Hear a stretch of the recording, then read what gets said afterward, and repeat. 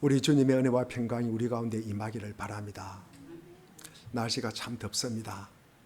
제가 오늘 달력을 보니까 8월 7일이 입추라고 되어 있더라고요.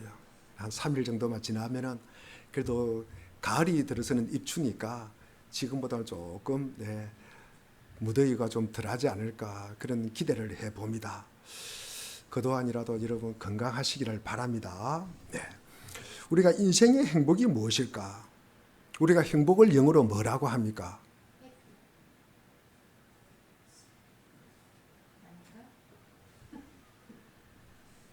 한 사람은 알지는 않을 건데 하여튼 우리가 행복이라면 명사로 해피니스라고 합니다. 제가 단어를 찾아보니까 이 단어에 여러분 해픈이라는 단어에서 이 단어가 행복이라는 단어가 파생이 됐다라고 기록되어 있더라고요. 해픈이라면은 우리말로 우연히 발견하다, 우연히 발견하다라는 그런 뜻입니다. 그래서 행복은 우리가 인생을 살다가 우연히 만난 것 같은 그런 생각이 들어요. 그래서 만들어진 단어일지도 모른다라고 생각을 합니다. 오늘 본문 비유에서 우연히 만난 행복의 한 장면을 볼 수가 있습니다. 한 사람이 밭에 감추인 이 보화를 갖다가 발견했다고 기록을 합니다. 여기서 발견하다는 것은 그 사람이 그 보화를 찾기 위해서 의도적으로 엄청난 노력을 했다 그런 의미는 아닌 것 같습니다. 그래서 오히려 우연한 발견이라는 인상을 줍니다. 그래서 천국이라는 이 보화의 발견은 그에게 주어진 선물이다라는 생각을 하게 됩니다. 어느 날 예수님이 천국은 마치 우리 마태복음 13장에 보니까 24절도 천국은 좋은 씨를 제 밭에 뿌린 사람과 같다. 그죠? 31절에도 천국은 마치 사람이 자기 밭에 갖다 놓은 계자씨 하나과 같다. 그죠? 그 다음에 33절도 보니까 천국은 마치 여자가 가루 서말 속에 갖다 넣어 전부 부풀게 한 누룩과 같다. 그런 표현을 많이 합니다. 어쨌든 간에 이 예수님이 천국에 대한 비유로 지금 말씀을 하고 있습니다. 우리가 비유이라면 한 번 더 묻겠습니다. 비유이라면 영어로 뭐예요? 비유 이라면은 여러분 제가 어려운 말을 쓰는 건 아닌데 하여튼 영어로 우리가 패러블이라고 우리가 이제 비유라는 이야기를 합니다. 제가 이 말씀을 드리려고 하는 것은 그 헬라에 보면은 이 비유를 갖다가 파라볼레라고 그렇게 씁니다. 파라볼레라고 쓰는데 제가 이 말을 하는 것은 제가 뭐 헬라어 잘한다고 하는 것도 아니고 여러분에게 제가 이거 아는 거 과시하려고 자랑하는 것도 아닙니다. 여하튼 이 단어의 의미가 제가 이 분석을 해보니까 파라라는 단어는 곁에 가까이라는 뜻이에요. 가까이. 그 다음에 발레라는 뜻은 던지다, 놓아두다는 뜻이에요. 그러니까 가까이 놓아두고 가까이 던져두는 게예요. 그러니까 비슷한 것을 두 개 가까이 둔다는 게예요. 그러면 뭐가 되겠습니까? 두 개가 비교가 되는 거 아니겠습니까? 그죠? 자, 비교가 되는 것입니다. 그래서 무엇을 비교해서 이해시킬 목적으로 다른 것을 곁에 놓는 것을 의미하는 것이 비유다. 그래서 이 비유는 대부분의 사람들이 삶에서 쉽게 우리가 볼 수 있는 것, 삶에서 쉽게 우리가 알 수 있는 건 그것을 소재로 삼습니다. 조금 전에 말씀드린 것 같이 계자씨 같다, 그 다음에 뭐 누룩과 같다, 뭐 그런 이야기를 하잖아요. 그러면서 굉장히 우리 삶 속에 이렇게 자주 볼 수 있는 부분을 갖다가 비유로 드는 것입니다. 그래서 이러한 비유는 어떤 사실이나 사물에 대해서 뭐 정확하게 표현한 것이 아니라 여러분 얼마든지 아이라고 이야기할 수 있을 것입니다. 그러나 우리를 갖다가 예를 돕기 위한 도구로 쓴다. 그렇게 우리가 받아들이기를 바랍니다. 한 가지 중요한 것은 예수님이 비유로 쓰신 이유가 사람들이 뭐 지식이 없다, 뭐 학문이 없다 그런 뜻도 아니고, 그리고 무식하다 그런 것도 아니라는 뜻입니다. 예수님이 전하신 것은 영적인 것이기 때문에 우리가 많이 배웠다 그래가지고 영적인 부분이 이해되는 것도 아닙니다. 대부분의 성경학자들이 동의하는 이 예수님의 비유에 담긴 이야기는 하나입니다. 지금 비유를 갖다가 이야기하는 것이 뭡니까? 천국 이야기하는 거예요. 하나님 나라 이야기하는 것입니다. 하나님 나라가 보여요, 안 보여요? 안 보이잖아요. 그러니까 하나님 나라는 이럴 것이다. 하나님 나라는 이럴 것이다. 하나님 나라는 요럴 것이다. 그렇게 자꾸 우리 예수님이 말씀을 갖다가 해주시는 것입니다. 예수님은 이런 비유를 연속적으로 사용함으로써 제자들의 신앙 방향을 어디로 맞추어라? 하나님 나라로 맞추라는 거죠. 천국으로 맞추라. 거기에 집중을 하여라. 목표는 거기다라는 말씀입니다. 그래서 이 비유를 드린 목적은 창세로부터 감추인 것을 드러내기 위한 것이다. 이것이 숨겨져 있다는 거예요. 하나님 나라 천국이라는 것은 숨겨져 있기 때문에 이걸 갖다가 드러내기 위함이다. 이 비유를 통해서. 그래서 천국에 대한 이 비유들은 사람들이 쉽게 알아차릴 만한 이야기가 아니었다는 말씀입니다. 그럼에도 불구하고 이 비유에 말씀하신 것은 천국에 대해 전하고자 하는 마음이 있기 때문이다. 그 중에 하나가 그 비유로 오늘 우리에게 말씀을 하고 있는 것입니다. 남의 밭에 감추인 보화, 이것을 발견했어요. 자기 밭이 아닙니다. 남의 밭이에요. 그 발견한 보화를 어디 다시 숨겨두고 자기가 집에 가든지 다른 데 가서 자기가 가지고 있는 모든 소유를 팔아가지고 그 밭을 샀다는 내용입니다. 그리고 얼마나 행복했는지 이 사람은 기뻐했다라고 표현을 하고 있습니다. 우리가 이 비유에 등장하는 이 사람의 행복은 여러분 언제부터 시작됐다고 생각합니까? 여러분 이 보화를 자기가 손안에 엮고 나서 기뻤다는 것입니까? 그 전에 기뻤다는 것입니까? 그 전에 기뻤다는 것이에요.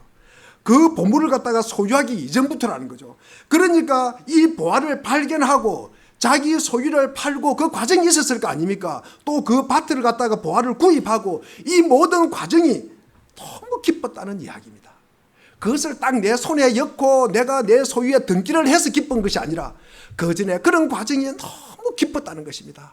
그러니까 우리가 하나님의 나라를 바라보고 하나님 나라에 한 걸음 한 걸음 나아간다는 그 사실이 우리에게는 즐거움이고 기쁨이 되어야 된다는 말씀을 드리는 것입니다. 우리가 이런 일은 오늘날에도 있잖아요. 우리가 1867년 여러분 기억나는 일이 있습니까? 뭐 우리나라 일은 아니지만도 제정 러시아가 4억 6,300만 평의 이 알래스카 땅을 갖다가 720만 달러에 팔아버립니다. 현재 우리의 환율로 비하면은 720만 달러니까 한 72억 정도, 뭐 73억 정도 되겠죠. 그걸 미국에 팔아버려요. 팔아버립니다. 평당 가격이 얼마인 줄 아세요? 한 평당 6.5원 정도 되는 거예요. 이 알래스카 땅을 갖다가 미국이 러시아로부터 구입할 때. 그래서 러시아는 이 눈 덮인 알래스카 땅을 갖다가 쓸모없는 땅이라고 봤잖아요. 그죠? 그랬는데 미국은 그 황폐한 물모지에서 모피도 얻고 그리고 천연 광산도 얻고 그리고 풍부한 의자를 갖다가 소유하게 된 것입니다. 실제로 알래스카 땅에 1929년에는 금광이 발견되었고 그리고 1968년에는 96억 배럴의 엄청난 유전을 갖다가 거기서 발견을 하였습니다.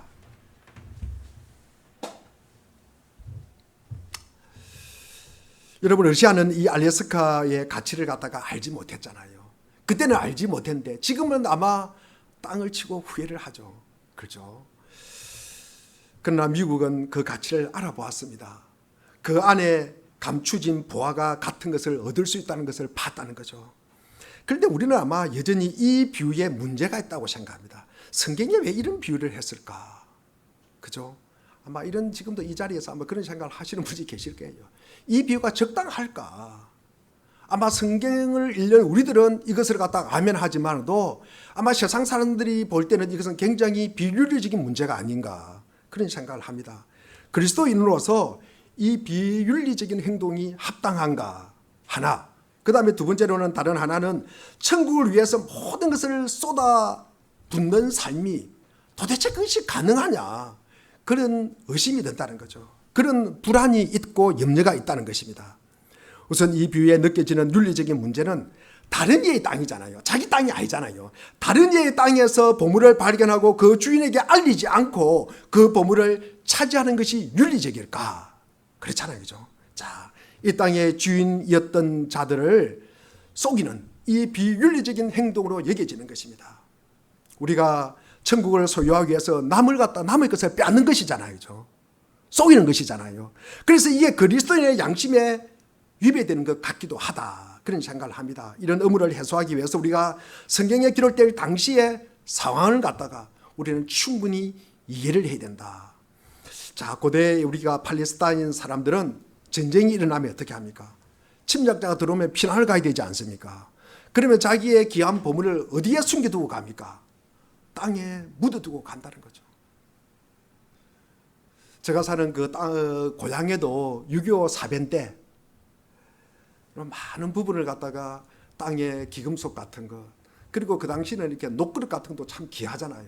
뭐 조금이라도 돈 될 만한 거 다 땅에 묻어두고 가요. 저희 시골의 집에 보면은 거기에 그 대나무 밭이 있습니다. 큰 대나무 밭이 있어가지고, 대나무는 숨기기가 참 파기도 어렵지만도 이렇게 묻어두면은 찾기가 참 어려운 곳이에요. 그래서 이렇게 피난 갔다가 와서 또 다 찾았다, 뭐 그런 이야기를 들었습니다. 어쨌든 간에 우리가 그 후에 우리가 이제 이렇게 침략자들이 돌아가면은 또 다시 와서 이제 일상생활을 해야 되잖아요. 그러면 그릇도 캐내고 뭐 그렇게 숨겨뒀던 보물을 갖다가 되찾곤 합니다. 그런데 보물을 숨겨둔 사람이, 여러분 100명이 피난을 가면 100명이 돌아온다는 보장이 있습니까? 여러분 전쟁통이잖아요. 반 돌아오면 많이 돌아오는 거예요. 그걸 대부분이 숨겨주었던 사람이 자기만 알도록 알고 거기에 숨겨두었는데, 여러분 그것이 돌아오지 못하면 어떻게 되겠습니까? 그렇죠? 알지 못하는 거예요. 누구도 알지 못하는 거예요. 여러분, 그런데 이런 경우 때문에 아마 유대 율법을 관장하는 랍비들은 그 당시 만일 사람들이 흩어진 돈, 숨겨둔 돈을 갖다가 이것을 발견하면 발견하는 사람의 소유일 것이다, 소유다라고 이제 기록이 되어 있다고 합니다. 어쩌면 당시 이스라엘에는 이 밭의 주인이 또 여러 번 바뀔 수도 있잖아요. 여러분, 이게 밭의 주인이 전주인, 그러니까 누가 묻은지를 모르는 게 아마. 그렇기 때문에 예주인이 아니라 현재 밭의 주인이 권리를 가지는 것이 그 당시로 보면 아마 이것이 현명한 결정이다라는 생각을 했던 것 같습니다. 이렇게 소유권에 대한 윤리적인 문제를 해결하고서라도 우리는 실제적으로, 그리고 더 심각한 문제에 부딪히는 거예요. 우리 그리스도인의 삶의 문제를 갖다가 만나게 됩니다. 그것은 천국을 소유하기 위해서 내가 가지고 있는 모든 소유를 갖다가 파는 문제, 이 문제가 가능하냐는 거죠. 여러분, 우리는 천국이 있다는 것도 압니다. 천국이, 아마 여기 계시는 분 다 천국에 있다는 걸 알죠? 아마 천국이 있다는 거 다 아실 것입니다. 우리가 그렇다고 해서 천국을 소유하기 위해서 내가 지금 이 땅에 살고 있는 모든 것을 갖다가 다 팔아서 쏟아 부어야 할까? 여기에서는 굉장히 회의적입니다. 여러분, 소유를 갖다 다 팔아버리고 우리가 신앙에 전부 투자하면 내가 굉장히 기쁠까? 그리고 행복할까? 그것도 저는 의문입니다. 자, 우리가 삶의 자리를 포기를 하고 매일 우리가 기도원이나 그리고 교회에서 여러분 기도만 하면 행복할까? 여러분, 그럴까요? 그렇지도 않습니다. 여러분, 주식 투자하는 사람들이 하는 격언들이 있습니다. 주식 투자하는 사람들은, 저는 주식 아직 한 주도 산 적이 없습니다. 제가 왜 저희 주위에 보면 주식 하다가 망한 사람이 많거든요. 망한 사람이 많아가지고 저는 주식 절대 안 합니다. 그리고 하려고 하는 사람을 제가 길을 쓰고 하지 마라 그럽니다. 제가 그런 사람이 있으면 밥을 갖다가 사주면서 하지 마라 그럽니다. 얼마 전에도 저희 동기인데 이런 주식 하다가 돈을 7천만 원을 날려버렸대요. 돈 많은 사람들은 7천만 원 얼마 안 되지 말도, 이거는요, 그 불쌍한 부목사 7천만 원 들면 전세금 전부예요. 여러분, 이 주식하는 사람들 사이에 말이 있대요. 계란을 한 바구니에 담지 마라. 담지 마라. 한 곳에 전 재산을 투자하지 말고 위험을 분산하라는 의미입니다. 이것은 주식 투자에만 해당되지 않는 인생의 법칙입니다.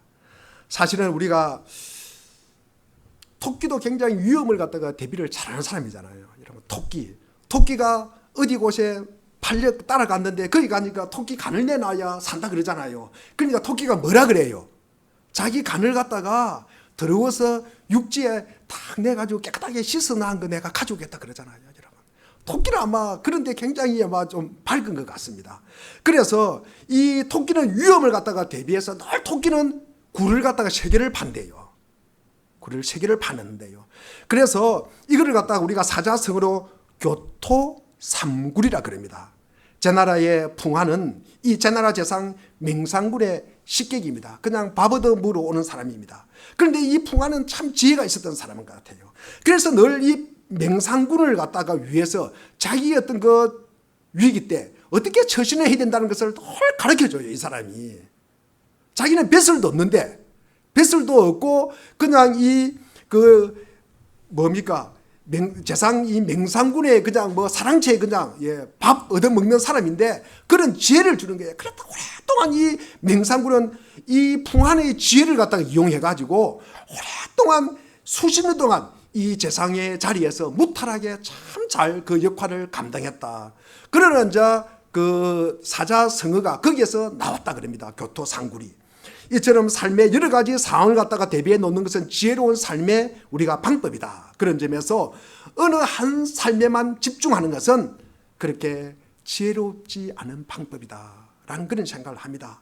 그리고 대안이 없는 삶은 행복한 삶이라기보다는 불안한 삶을 갖다가 불안한 삶이 되기 쉽습니다. 그런데 오늘 본문에 등장하는 그 사람은 전부를 팔아서 한 곳에 투자하고 그리고 기뻐했대요. 사실은 제가 이 본문을 보면서도 이게 지금 현재 이게 가능하나? 이게 지금 우리 삶에 이게 가능하나? 이 삶의 관점에서 기준해 보면 이 사람의 행동은 참 이해가 안 되는 행동입니다. 자, 그러면은 물론 나중에 우리가 천국의 삶에 우리에게 행복이 되는 것은 맞지만 현재 우리의 삶에 행복을 보장해 준다는 것에 대해서는 상당히 우리가 의문을 가질 수밖에 없다. 그래서 천국에 가는 것은 행복한 일이지만 천국에 가기 위해서 현재 내 삶을 갖다가 여러분 내려놓는 것이 행복한 삶을 가져다 준다는 확신하기가 좀 어렵다는 말씀입니다. 자, 여기서 우리가 이 비유로부터 우리가 분명히 해야 할 것이 있습니다. 바로 이 본문의 의미가 모든 것을 팔고 모든 것을 갖다가 투자해서 행복을 이룬다는 말은 아니라는 말씀입니다. 오늘 비유에 등장하는 사람에게 기쁨이 생겼던 이유는 뭘까? 여러분, 오늘 본문에 등장하는 사람에게 기쁨이 생겼던 이유는 뭡니까? 왜 기뻤어요, 이 사람이? 왜 기뻤습니까? 예? 그렇죠. 보화 때문에 기쁜 거 아닙니까? 내가 그 보화를 갖다가 소유하겠다는 그 마음만 가지도 너무나 기쁜 거 아닙니까? 그게 결국 뭡니까? 이 보화 때문이라는 거, 보화. 그럼 우리가 이 자리에서 이 보화가 도대체 무엇을 의미하는지를 우리가 좀 깊게 살펴볼 필요가 있다. 여러분, 보화를 얻어야 기뻐하고 행복한 거예요. 보화가 있어야 됩니다. 여러분의 삶에 보화가 있습니까? 여러분, 무엇이 보화라고 생각합니까? 자, 우리 오늘 본문을 통해서 그렇다면 이 보화가 무엇일까?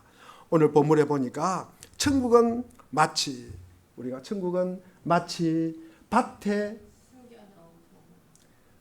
숨겨놓은 보물과 같아. 우리 개정판에 보면은 천국은 마치 밭에 감추인 보화와 같다. 그렇죠? 그러면 결국 뭡니까? 천국이 뭐라는 말이에요? 천국이 뭐라는 말입니까? 천국이 보화라는 말이죠. 천국이 보화. 여러분, 여기에 해석의 여지가 있습니까? 다른 천국은 돌이다 그렇게 할 수 있습니까? 없잖아요. 천국은 보화. 어떤 성경 말씀에 분명하게 말씀을 드러났어요. 천국은 보화 같다. 보화다. 여러분, 해석의 여지가 없습니다. 보화가 여러분 천국입니다. 그러면은 천국을 우리가 다른 번역본에 보면은 하늘나라 그래요. 우리가 마가복음과 특별히 우리 누가복음에서는 하나님의 나라라고 이렇게 천국을 갖다 이야기합니다. 그래서 우리가 일반적으로 천국, 하늘나라, 하나님 나라는 같은 의미로 사용을 합니다. 다만 마태복음에서는 하나님이라는 단어를 갖다가 쓰기가 그렇게 어려워해요. 그래서 이 마태복음에 읽는 독자가 누구냐 그러면 유대인이에요. 유대인들은 하나님이라는 말을 자기 입에서 내는 것조차도 굉장히 불경하다고 여깁니다. 그래서 하나님이라는 단어를 안 씁니다. 그래서 그 사람들은 아도니아라 그래요. 그래서 천국이라는 표현을 쓴 거예요. 그래서 하나님 나라, 천국은 같은 의미다. 우리가 천국은 하늘나라, 하나님 나라. 즉 앞으로 우리가 소유하게 될 개념이 아니라 하나님 나라를 이해하는 것이 오늘 본문을 갖다가 더 분명하게 우리가 알 수 있다는 것입니다. 하나님 나라의 속성을 생각해 보면 결론은 분명합니다. 여러분, 하나님 나라가 뭐예요? 하나님 나라가 뭡니까? 하나님께서 왕 되시는 나라예요. 하나님께서 왕 되시는 나라. 하나님이 주 되시는 나라예요. 주 되시는 나라. 우리가 조금 전에 38장을 갖다가 불렀지 않습니까? 우리가 하나님이 왕 되시고 하나님이 주 되시는 나라가 여러분 하나님 나라예요. 하나님 나라. 그러니까 하나님께서 다스리시고 하나님께서 통치하신다는 의미입니다. 그러니까 하나님의 영향력을 100% 받는 곳이에요. 100% 받는 곳. 이것이 뭡니까? 지금 받는 거예요. 지금 받는 거. 그것이 100% 이루어지는 상태가 뭐예요? 그것이 구원이라는 거예요. 하나님의 다스림이 100% 이루어진 곳이 구원이라는 것입니다. 이 땅에서는 100% 이루어지지 않습니다. 100% 이루어지지 않습니다. 그래서 이런 점에서 분명해지는 것은 부활하는 거죠. 즉 하나님의 나라를 소유하는 것은 미래의 사건이 아니라 현재 내 삶의 주인이 하나님이심을 고백하는 것입니다. 그렇게 사는 것이 여러분 부활이에요. 그것이 하나님 나라라는 것입니다. 내가 사탄이나 물질의 영향을 받는 것이 아니라 하나님의 말씀, 그 말씀을 스스로 내가 그리고 즐거이 내가 그리고 순복하는 것, 이게 하나님 나라예요. 여러분 하나님 나라이라면 다시 생각나는 게 뭐예요? 하나님께서 다스리신다. 여러분 하나님께서 다스리신다 그러면 생각나는 단어가 뭡니까? 여러분 제가 다시 설명을 하겠습니다. 우리가 하나님께서 다스리신다 이러면 우리가 복음이라고 그러죠. 복음. 자, 기쁜 소식이라고 합니다. 우리가 제가 이제 질문을 바꿔서 우리가 이렇게 한번 해보겠습니다. 우리가 하나님의 주 되심이 이루어지지 않는 곳이 어디일까? 하나님이 왕 되심이 이루어지지 않는 곳이 어디일까? 이루어지지 않는 곳이 어디일까, 여러분? 이 세상에 여러분 어디에도 없습니다. 하나님의 주 되심, 하나님의 왕 되심이 이루어지지 않는 곳은 어디에도 없다는 말씀이에요. 자, 그러면 우리가 볼 때 이 악한 사탄 마귀가 날개를 달고 활개를 치고 하나님이 없는 것 같이 보이는 그것은 도대체 어떤 현상입니까? 이렇게 물을 수 있잖아요. 여러분, 그것은 하나님의 주되심을 받아들이지 않는 사람들의 모습이라는 거죠. 그러니까 우리가 생각할 수 있는 모든 능력이 다 여러분 하나님의 다스림 속에 있다는 것입니다. 어떤 영역, 어떤 공간이 아니라 여러분 어떤 영역, 어떤 공간은 하나님 나라가 아닙니다. 여러분 어느 한 일정한 지역이 하나님 나라다 뭐 그런 건 아닙니다. 하나님 나라를 이해하는데 가장 중요한 것은 누가 다스리냐는 거예요. 누가 다스리냐. 지금 나를 갖다가 누가 다스리냐. 내가 지금 어떤 영향을 받고 있느냐. 누구의 영향을 받고 있느냐. 누구의 말씀을 내가 받고 있고 그 말씀에 내가 순종하고 살아가느냐예요. 그것이 더 중요하다는 것입니다. 여러분 하나님 나라는 공간의 개념이 아니에요. 하나님의 나라는 다스림이라는 것이에요. 하나님의 나라는 이 통치 개념이 하나님의 개념의 핵심입니다. 제가 조금 전에 물었듯이 여러분 이사야 40장 9절 10절과 이사야 52장 7절에서 제가 전에도 몇 번 말씀을 드렸습니다. 기쁜 소식. 여러분 굿뉴스. 복음은 뭐라 그랬습니까? 여러분 제가 하나님의 통치하신다. 하나님께서 통치하신다. 하나님께서 다스리신다. 그것이 복음이라 그랬잖아요. 다른 사탄이 우리를 다스리는 것이 아니라 하나님이 우리를 다스리고 있다는 거예요. 그것이 복음이라는 것입니다. 여러분 믿음이 뭡니까? 여러분 믿음이란 무엇일까? 여러분 믿음은 이 복음을 받아들이는 거예요. 조금 전에 제가 복음이 뭐라 그랬습니까? 하나님의 다스림을 받아들이는 거예요. 여러분 믿음이란 하나님의 주되심을 갖다가 믿는 거예요. 여러분 무엇을 믿는 것이 아니라 하나님의 왕되심을 갖다가 우리가 믿는 것이 우리가 믿음이라는 것입니다. 그럼 우리가 믿음의 삶이 뭐예요? 믿음의 삶이란 하나님의 주되심, 하나님의 왕되심을 갖다가 그 삶을 갖다가 우리가 살아내는 게 믿음의 삶이라는 거죠. 그 삶을 믿고 우리가 살아내는 거예요. 믿기는 믿는데 내가 그걸 행동을 하지 않는다. 그는 믿음의 삶이라고 할 수가 없다는 말씀입니다. 하나님의 다스림이 있으니 구원의 역사는 여러분 진행되는 것입니다. 제가 지난 수요일에 이 말씀을 드렸습니다. 하나님의 구원의 역사는 진행되고 있다는 사실. 예수님이 십자가에 돌아가시기 전 순간입니다. 대제사장들과 장로들과 모든 사람들이 하나님의 말씀을 왜곡하고 듣지 않습니다. 그래도 하나님의 구원의 역사는 한 채 오차 없이 진행됩니까? 진행되지 않습니까? 진행되고 있다는 사실을 제가 말씀을 드렸습니다. 그런 여러분이 믿든 안 믿든 자유입니다. 여러분, 하나님께서 나에 대한 통치권을 행사하기 위해서는 예외 없이 반드시 선행되어야 할 조치가 있습니다. 그것은 바로 하나님을 향해 내 모든 소유권을 이전하는 것입니다. 하나님께서 내 삶의 모든 소유권을 가지셔야 삶의 모든 영역에서 하나님이 주관하시는 통치가 이루어지기 때문입니다. 그래서 우리는 부활을 발견한 사람이 자기의 모든 것을 다 파는 행동을 자신의 모든 소유권을 내려놓는 것이다 라고 우리가 해석할 수 있는 것입니다. 우리가 시편 23편을 보면은 4절에 보니까 사망의 음침한 골짜기를 다닐지라도, 여러분, 사망의 음침한 골짜기를 다닐지라도 하나님의 다스림이 없습니까? 그곳은 그렇지 않습니다. 여러분, 큰 길을 다니든 음침한 골짜기를 다니든 어느 곳이든 하나님께서 모든 우리의 삶의 여정과 그 걸음걸음을 다스리신다는 것입니다. 그래서 그의 시편은 편안하고 행복하다고 다윗이 노래하는 것입니다. 요셉은 노예로 팔려갑니다. 감옥에도 갇힙니다. 그런데 하나님께서 함께 하심을, 그가 어디에 있든지 그의 삶을 다스린다는 사실, 이 사실을 믿기 때문입니다. 그 사실을 믿지 않으면 절대 행복할 수가 없습니다. 여러분, 요셉이 웅덩이에 있을 때도 요셉은 하나님이 나를 다스리고 있고, 내가 감옥에 가서 누명을 쓰고 감옥에 가더라도 이 요셉은 하나님이 나를 다스리고 있고, 그리고 자기가 총리가 됐을 때도 하나님이 나를 지금 다스리고 있다는 사실을, 그를 고백을 하면서 늘 이 요셉은 함께한다, 함께한다, 하나님이 나와 함께한다. 그래서 원망불평하지 않는 것입니다. 여러분, 그리고 하나님께서 함께 하시는 이 요셉의 삶이 마지막 결론은 어떻게 됩니까? 행통이라는 단어로 결론되어진다는 것입니다. 하나님의 다스리심이 우리의 삶의 보화임을 여러분 꼭 기억하시기를 바랍니다. 하나님이 다스리는 곳이 하나님의 나라고 천국입니다.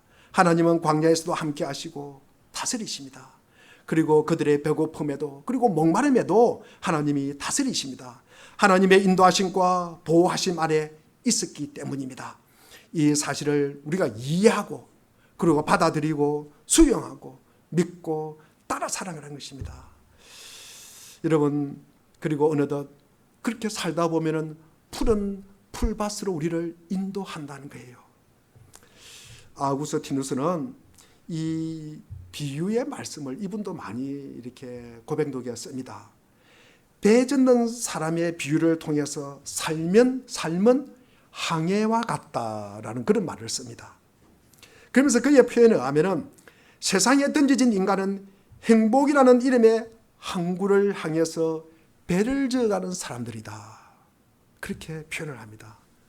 우리가 그 배에 안전하게 우리가 행복한 항구에 우리가 도착하기 위해서는 우리가 다시 말해서 그리스도 안에서 행복해지려면은 우선 지켜야 할 삶의 원칙이 있다는 것입니다.